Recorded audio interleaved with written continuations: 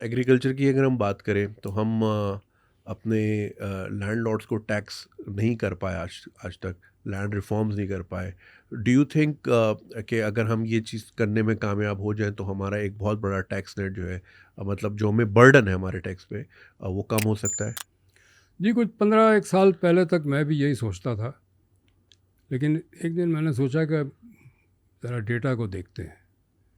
So when I put together data, بات یہ ہے کہ ہمارے یہاں بہت زیادہ دولت نظر آتی ہے، کیونکہ ہمارے دولت مند دولت دکھانا چاہتے ہیں. اور ملکوں میں ایسا نہیں ہوتا، ہمارے یہاں ہوتا ہے.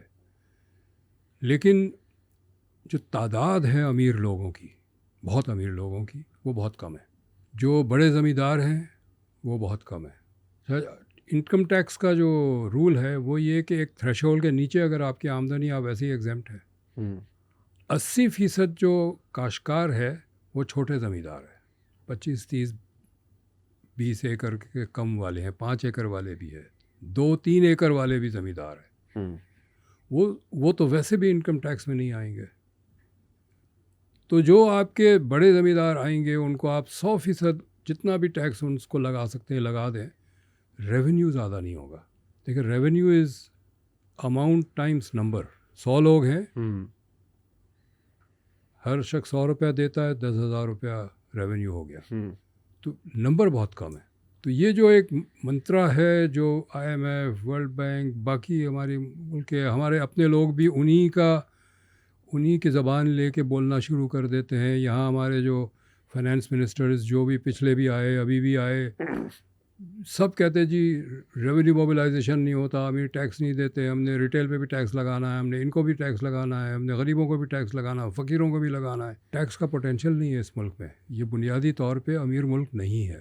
ایک طبقہ ہے جو بہت زیادہ امیر ہے، ان کے انڈیویجولی ان کے پاس اتنی دولت ہے کہ وہ کسی بھی دنیا میں امیر سے امیر ملک کے خاندانوں کے ساتھ کمپیٹ کر سکتے ہیں.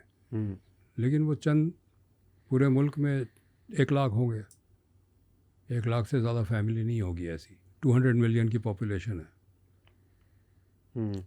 ٹیکس بیس ہمارا نہیں ہے.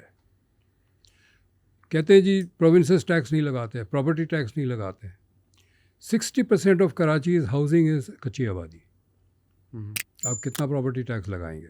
80% plus of housing in Hyderabad is so low quality that اس پہ آپ پراپرٹی ٹیکس آپ کو ملے گا کچھ نہیں. اور حیدرآباد کے باہر کوئی شہر ایسا نہیں ہے سندھ کا جس میں آپ 15-20 گھر کے علاوہ پراپرٹی ٹیکس لگا سکتے ہیں. تو ٹیکس بیس نہیں ہے. یہ مفروضے ہم نے بنائے ہوئے ہیں اور ہر شخص اس کو ریپیٹ کرتا ہے.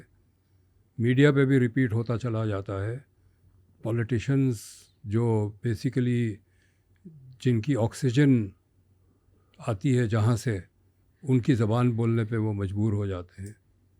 تو بیسیکلی ٹیکس کا پوٹینشیل نہیں ہے. ہمارا اکنامک کرائسس کا حل ٹیکس ریونیو بڑھانے پہ نہیں ہے، ایکسپینڈیچر کم کرنے پہ ہے. ایکسپینڈیچر کم اینڈ گروتھ بڑھانے میں بیسکلی. گروتھ تو اس وقت بڑھے گی دیکھیں جب انڈسٹری چلے گی، کاروبار چلے گا. جب آپ نے ٹیکس کا برڈن اتنا ڈال دیا، 18% GST اور 22% انٹرسٹ ریٹ پہ، تو کوئی بزنس کام کر ہی نہیں سکتا. میں ایسے انڈسٹریز کو جانتا ہوں جنہوں نے اپنی انڈسٹری بند کر دی ہے. وہی پروڈکٹ چائنا سے بنوا کے منگواتے ہیں اپنا برانڈ لگا کے، کیونکہ فیکٹری بند کر دی انہوں نے، مزدوروں کو فارغ کر دیا. اور وہ کہتے ہیں کہ کاسٹ بھی زیادہ ہے، دین گیس کی شارٹیج، لوڈ شیڈنگ بھی ہے. وہ سارے مسئلے ہیں، لیکن دو بنیادی مسئلے تو یہ ہے کہ آپ نے 18% GST لگا دیا، 22% انٹرسٹ ریٹ ہے.